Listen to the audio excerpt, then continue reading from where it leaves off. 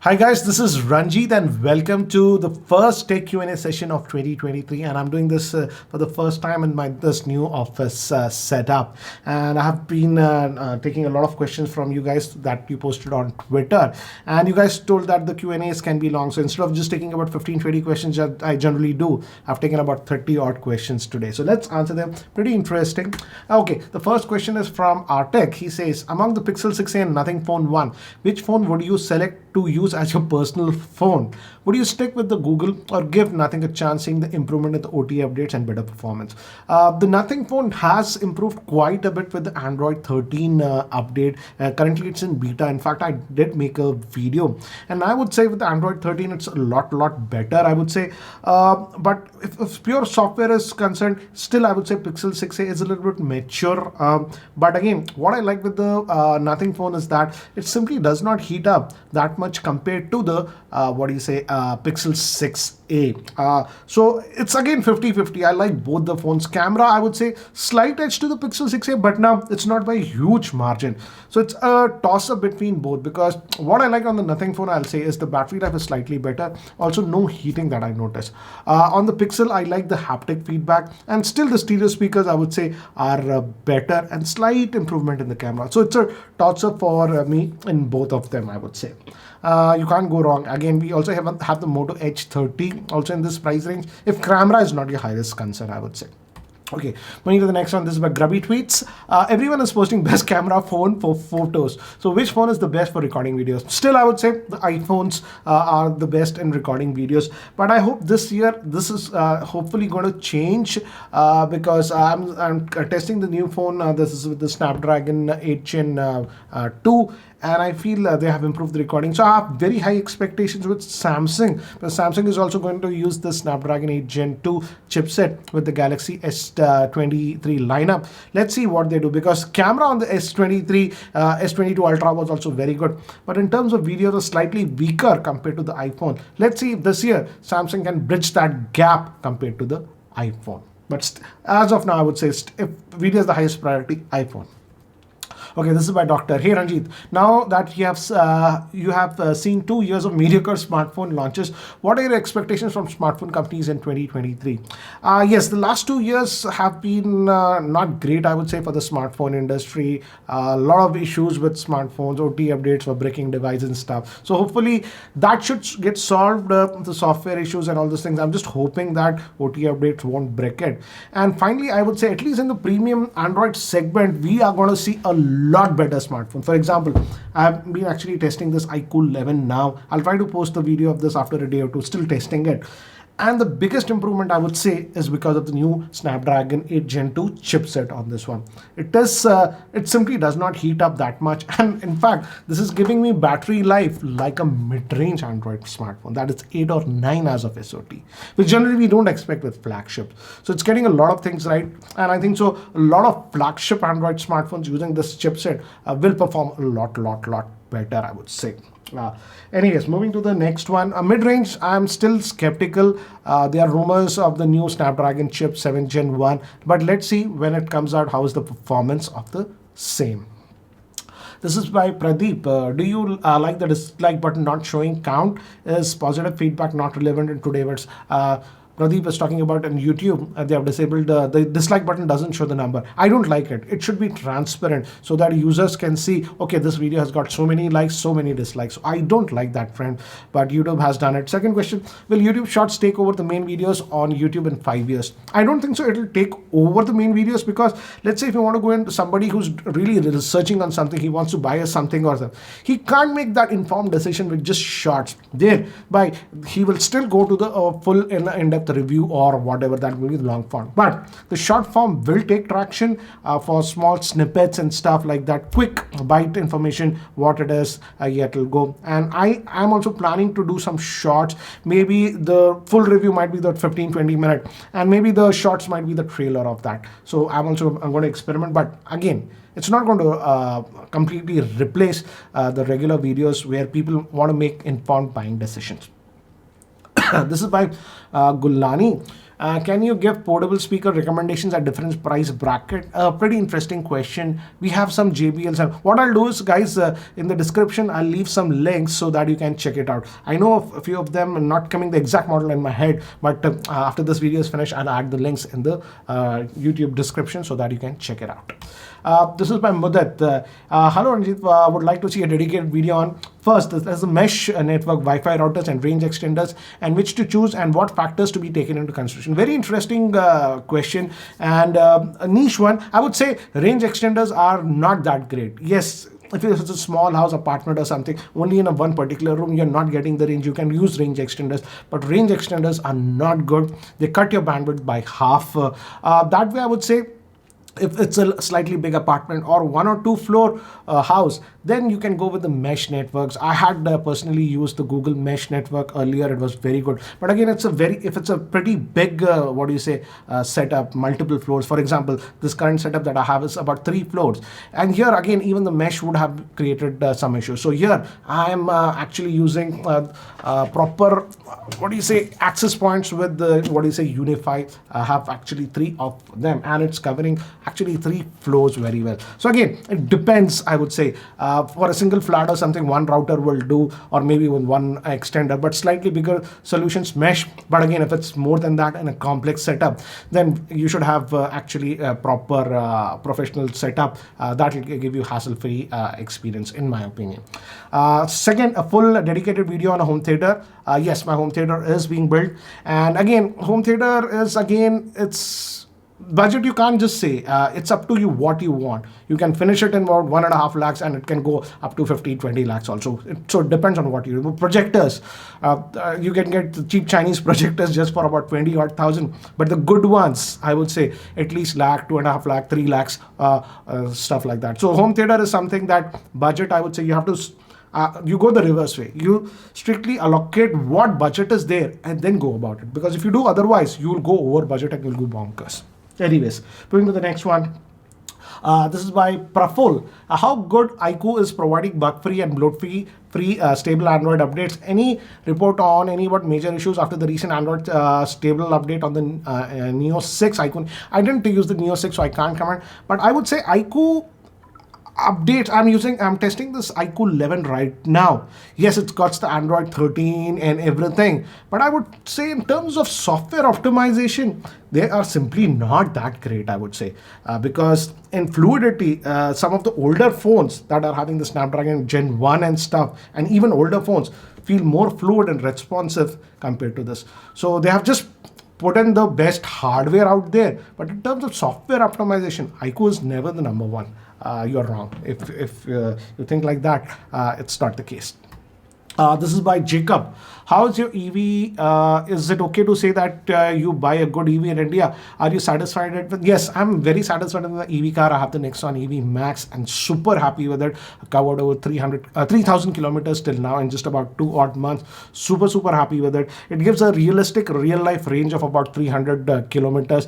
Worst I've seen is about 270. Max I've seen is about 330 on that.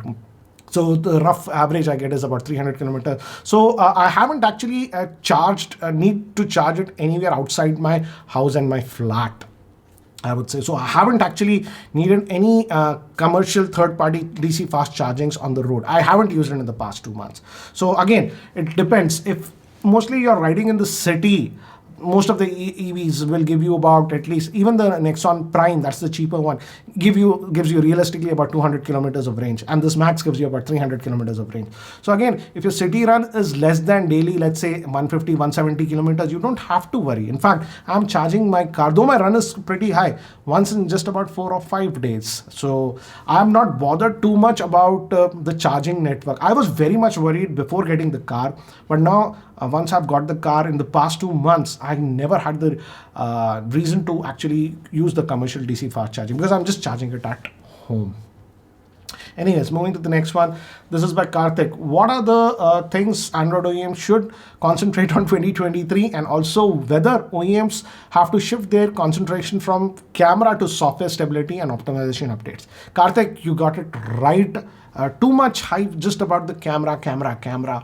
But most of the vendors, I'm not saying all, most of the vendors are forgetting about the software optimization, software updates, buggy OT updates, etc. That plagued 2022. With OT updates, it was common to see phones getting crippled, having issues and stuff. So I hope instead of launching too many phones and hyping about just the camera stuff, they pay a little bit more attention on the basics of the software optimization. For example, most of the smartphones, actually Android smartphones, have proximity sensor issue, almost 90% of them. So why can't these manufacturers fix the basic stuff? I think so.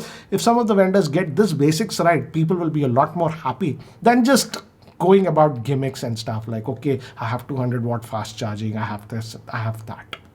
So I frankly hope Sense comes to the market, because currently in the past 2 years, it's just about the hype and numbers, to be very frank. This is why Vamsi, a walkie-talkie DTU is the best phone under rupees 30,000. My requirement is a phone which gives a good life under 30,000 with a good screen, decent camera and performance. I would say I'll give you a range of smartphones that you can have a look at it. That's the first is the Moto Edge 30. But if camera is your highest priority, don't forget about it. It's not like the camera is bad, but again, I would say it's not among the best. Next, we have even the Nothing Phone one. That's actually pretty good. Then we have the Pixel 6a, which is excellent. And I would say if camera is your highest concern, then you can even have a look at the what was that, Redmi Note 12 Pro Plus that has the 200 megapixel. Yes, let's forget about the hype and that, but the 200 megapixel rear facing camera on that one is actually very good. In fact, I was surprised with that one. So these are some of my options, but again, it comes with MIUI. So again, every phone has a pro and a con, so you have to decide what are your priorities and go about it. This is by Kaushik. Is it legal to share your fiber internet with your neighbor and split the bill? Is there any law against it? Kaushik, technically it is illegal, because if you read their, EULA, whatever, the 20-page agreement when you sign up, it is written there that you are forbidden, for almost all ISPs, you are forbidden not to share your, internet with others and all those things. So technically, yes, it's illegal.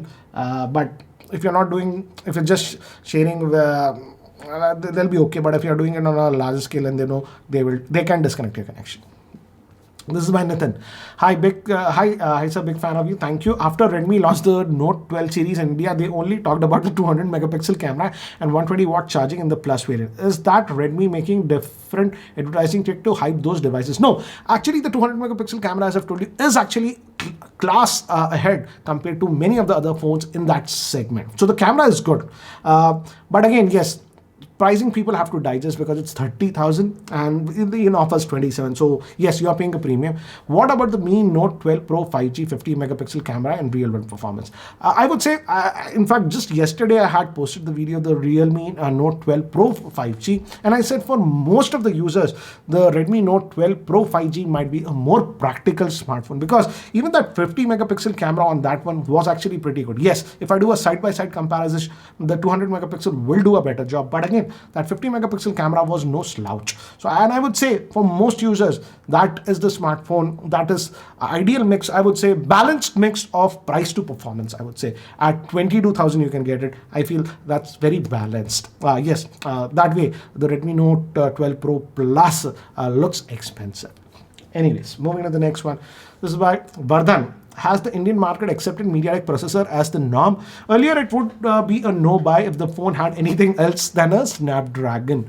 Or do you think that the companies are being sneaky and cutting costs by choosing MediaTek over Snapdragon? No. Now, if you notice from past almost 2 years, I would say, and it accelerated last year, the MediaTek processors have come a long way. In fact, even in the flagships, they were competing with the Snapdragon. They heated a lot less compared to the Snapdragon 8 Gen Plus 1 and stuff like that. And in the mid-range market, I would say these are very good, because the only good chipset that Qualcomm has in the mid-range is the Snapdragon 778, and Qualcomm is still charging quite a bit of premium for that one. But on the MediaTek side, now we have the 1080 and some of the other Dimensity chipsets earlier that give a good price to performance. So yeah, I don't think so now you have to worry too much if you're having a MediaTek chipset. The only thing is that if you are into custom ROMs and stuff like that, then the MediaTek doesn't have that much support compared to Qualcomm. But again, for normal users, I don't have it. In fact, I have given some of family members MediaTek Dimensity based smartphones recommended to them, and they're using it and they're very happy with that. In fact, they say it doesn't heat, battery life is good and all of that. Anyways, this is by Guru. Interesting question. I've got a lot of questions regarding AI. Which revolutionary tech this year are you looking forward to? I would say this is the year that AI is going to become mainstream. We have been hearing about AI a lot. Our cameras have AI, but all of this was in the background. We were not directly interacting with this one. Now with the chat GPT and DALL-E 2, which creates images and so on. People are directly now interacting with AI, and I think so. This is a big revolution, just the start of it. You could say this is how the smartphones were in the Nokia age. We just had a screen and a old capacitive stylus and stuff like that. It's that era in AI. So I feel this is the biggest thing that will change over the next couple of years. AI, we directly interacting with AI. Just now we have Chat GTP, but Chat GTP, yes, it's there. It's great for students. In fact, my daughter was playing around with Chat GTP, and just last week they had thesis and all this thing. She had finished the economics thesis and stuff there, and she was playing with Chat GTP. I told her okay, and she wrote that question, and within 30 seconds, Chat GTP wrote a thesis, and she told, "Oh my God, this is so amazing." Last 1 week, she was working on it and she created her thesis and she had submitted. But she said within 30 seconds, Chat GTP generated so much content that did almost 80% of her work. Yes, there was some information that was factually not right. But again, I can see what the potential is. It's just the initial stage. And imagine multiple AIs when they get combined. For example, we have Chat GPT, we have DALL-E. Microsoft recently is working on some AI. Google is working on AI. So I think so. This AI stuff now directly interacting with us is going to be a game changer. The assistants that we have right now are dumb, but just imagine this kind of AI power when these assistants will have, and eventually this will happen within a year or two. Imagine how things will change. It's scary also in a way. A lot of things can be, for example, AI might become so smart. Right now, DALL-E 2 is there, which creates images and stuff, but I played around with that. And it doesn't, I can just say, okay, create me a great thumbnail with this particular smartphone, with this particular background and something. And it can create. Right now it is creating, but it's not specifically what I had in my mind. But the way AI improves exponentially, things will change a lot. So I think so. This is a scary thing also, but again, it has a lot of opportunities and things will change. I think so. This is the biggest change that will happen in the tech sector. This is the biggest change that I'm seeing in the tech sector that will happen. And this just started now. We are just at the infancy of it. And this is what we are seeing with Chat GPT. This is just the start, I would say. Anyways, moving to the next one. This is by Simranjit. Hi Ranjit, I'm planning to buy a monitor for my day-to-day office tasks, MS Teams and coding purposes. Which one is the best monitor in respect to working for long hours and should be good for eyes too? I would say if you are going to use it for work and stuff, excellent, go for an ultra-wide monitor. In fact, I would say personally, I'm using, this is the photograph of the LG monitor that I'm using. This is actually a 4-year-old monitor and I love it. Again, if you're using a monitor for work, don't go for the glossy type because that will hurt your eyes in the long term. Go for a matte finish that are easy on eyes, and I had very good experience with this LG, so you can look at it. It's slightly pricier, the widescreen, but again, for productivity work, I would say I can actually have multiple full screen documents side by side and use it. So it's like having 2 monitors in one. So you can have a look at it, but just don't go with the glossy ones. They look very good in the showrooms and stuff, but again, for long hours, they will strain your eyes. Go with the matte one. Anyways, moving to the next one. This is by Abhinav. Should we buy iPhone from foreign country as there is a considerable price difference? What will be the state of warranty and other things? Yes, you can buy iPhone from other countries, and Apple is one of the rare companies when you buy a product from a different country, if you have a legal bill and something, they will honor the warranty. So you got sort of safe in that department. Okay, this is by Sinpaydev. Long ones of okay. Do you think the headphone jack will make a comeback in 2023? I really hope there are some good high-end devices with the headphone jack. Sadly, I don't see the headphone jack to come back with the mainstream, what do you say, smartphone manufacturers. The reason is that all the mainstream smartphone manufacturers have their own TWSs, and they have invested heavily in them. So they are not going to give the headphone jack. Samsung is not going to give that. Apple is not going to give that. Google is not going to give that. Yes, maybe Xiaomi and stuff might do it, but the mainstreams will simply not do that. It's simple business, guys.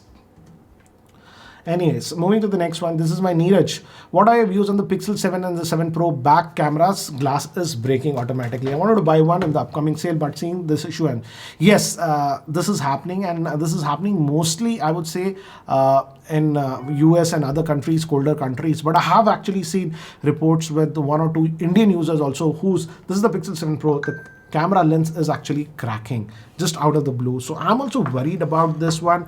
I don't know. Google is mum about this, totally mum about this. There's no reason why this is happening exactly. People say because of the extreme cold it is happening. But again, stuff like this should not happen.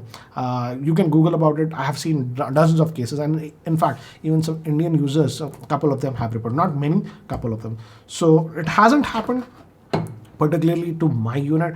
But we are in Hyderabad. It just doesn't get that cold. The lowest that went was about 12 degrees centigrade. This is by Varun. Good morning. My question is, what improvements or advancements do you wish to see in the next 10 years in AI with regard to computers and smartphones? I think so. I have already touched upon it. But again, as I've told you, we are just the start of this whole revolution of AI. And this is going to get integrated with our life more. It will become even actually very, very powerful. Well, multiple AIs get involved, I would say, specialities of AIs get involved, and we get AI that can answer a lot of questions, do a lot of tasks. I feel in the next 4 or 5 years, AIs will become so good that it will replace a secretary's job. I would say yes. You just say verbally, okay, you said this, so do that, get this done, it will get it done. They can become actually that much powerful. So we are just at the cusp of this one, and this is the biggest revolution that will happen, I would say, for this decade. And it's scary also, but a lot of opportunities also in this market if people can crack it, I would say, and get out of it. For example, you might have services, for example, for graphic artists. You just say you want this, and within 2 minutes you have the image and results. Like what do you say, possibilities are just endless right now, and it's going to profoundly change a lot of things. We actually don't know how it will do, but it's scary at the way, but exciting also. So we have to tread very, very carefully about it, what is allowed and what is not allowed. This is by Jay. Between Pixel 7 Pro and the iPhone 14 Pro, which one would you suggest? Camera and storage are the main components needed, or should I wait for upcoming flagship phone? I would say, as you told, storage, then I think so the Pixel 7 Pro, you might not like it, because officially, at least in India, Google is selling only the 128GB variant. We don't have the 256 or anything. Whereas on the iPhone 14 Pro, you have 256, 512, even 1TB model. So storage, you have a lot more options. Camera, I personally prefer the camera of the Pixel 7 Pro, but storage, as I've told, iPhone. I would say just wait for on February 1st, the Samsung S23 Ultra and the S23 series are going to launch. If you can just wait, why don't you just wait and see what Samsung comes up with? Because we are hearing a lot of things about the S23 Ultra and camera. Anyways, this is by Ayush. What's the reason for Motorola not picking up sales despite decent mid-ranges? Ayush, Motorola sales have been picking up considerably if you look at what they were in the past year. So I think so they are picking up a lot. In fact, I had emailed the Motorola team to get an interview with the CEO. I didn't get a reply. If I get it, I really want to do an interview with the Motorola India CEO and to hear from him what can we expect in 2023.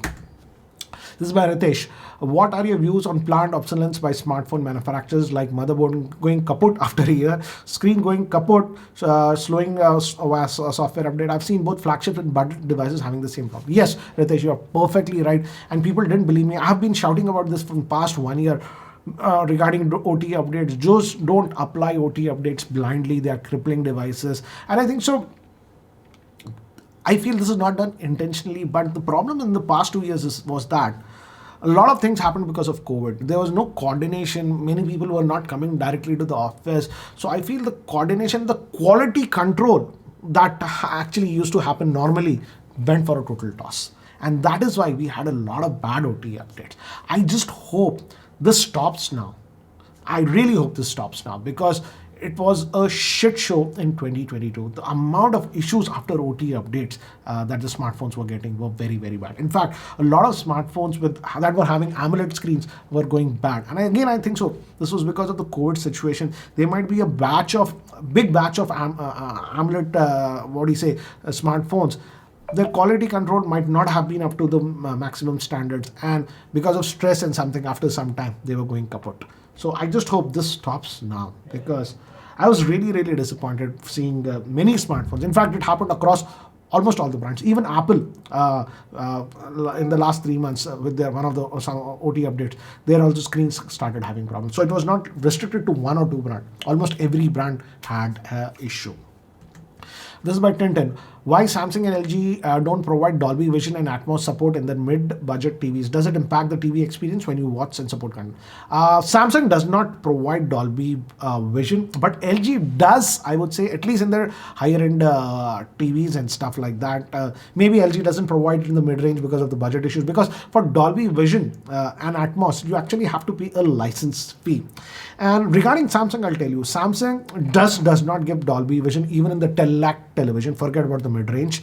Their 8K highest end that cost about 9 or 10 lakhs also does not have Dolby Vision, because Samsung is pushing the HDR10 Plus standard, which is again a HDR standard, and that's open, that's free for everyone. Whereas Dolby Vision, to use Dolby Vision, you have to pay a royalty to Dolby, and Samsung does not like to pay that royalty. It's just like that. I believe the royalty is not that much, less than about $5 per unit, but Samsung is against that. That's why you don't find Dolby Vision on Samsung's any TV, be it the mid-ranger, be it the top-end TV that costs 10 lakhs, they will not have it. So again, I don't mind without Dolby Vision. I have some LG OLED television that have Dolby Vision, and I have some high-end Samsung televisions also, the QLED ones that don't have Dolby Vision. But I don't find a big difference when I'm watching the content. If the TV panel is good, the pictures that it produces are actually pretty good. Anyways, moving to the next one. This is by Shubham. How can I do contactless payment and add credit or debit cards in GPay on iPhone? I can only do UPI transaction. Yes, you cannot do it in India. It's restricted by, Government of India. The contactless payment with smartphones and smartwatches is actually not allowed by the Indian government. That is the reason you can't do it. Don't ask me why, but as of now, it's not allowed by the Government of India. This is by Viper. iPhone 14 Pro Max or GoPro Hero or Insta360 for vlogging. If it's just for vlogging, I would recommend the iPhone 14 Pro.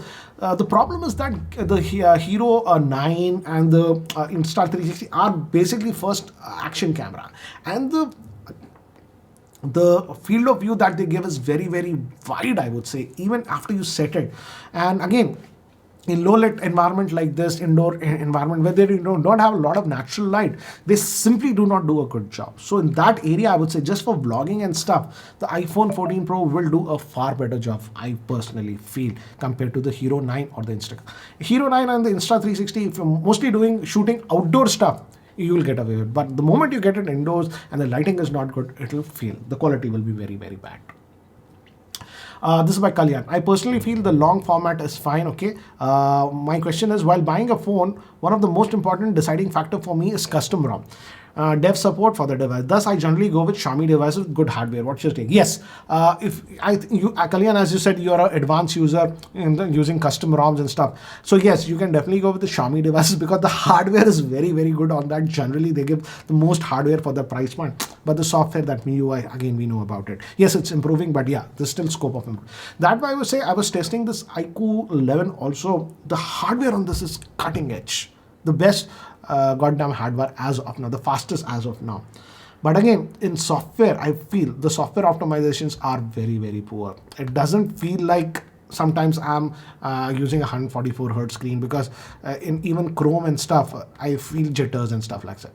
So again, you can have the best hardware, but if it's not optimized, you don't have a great experience. So I feel if iQOO also opens up with developers, they also make very good hardware devices. It's the software department that's lacking. And yeah, Xiaomi devices, yeah, you can go further, because the dev support, custom ROM support is actually pretty good. This is the last question. This is by Karthik. What do you think about the Samsung Galaxy S20 FE 5G in 2023? Is it still a recommended smartphone at the current price of 35,000? Also, I guess we will get Android 14 update. Karthik, don't go for the S20 FE 5G now. My daughter has it. Now the phone has slowed down quite a bit. And also 5G, my daughter has a Jio SIM, but still it's not getting 5G. So I will not recommend the S20 FE 5G now. It's become just too old. It's almost end of the life. So not recommended. Anyways, guys, that's it for now for this tech Q&A session. I know it went a little bit long. Do let me know what do you feel about the same. Anyways, guys, take care. Catch you later. Bye-bye for now.